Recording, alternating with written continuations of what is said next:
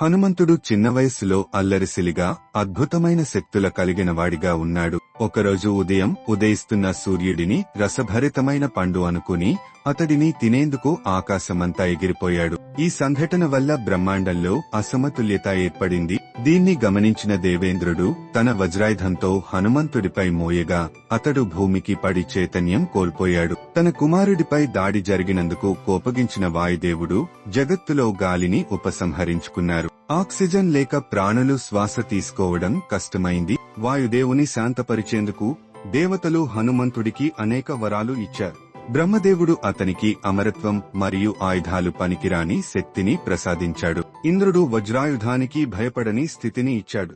అగ్నిదేవుడు అగ్ని నుండి రక్షణ కల్పించాడు. వరుణుడు నీటి ప్రమాదాల నుంచి రక్షణ అందించాడు. వాయుదేవుడు అతనికి అపారమైన వేగం, ఆకాశంలో ఎగిరే శక్తిని ప్రసాదించాడు.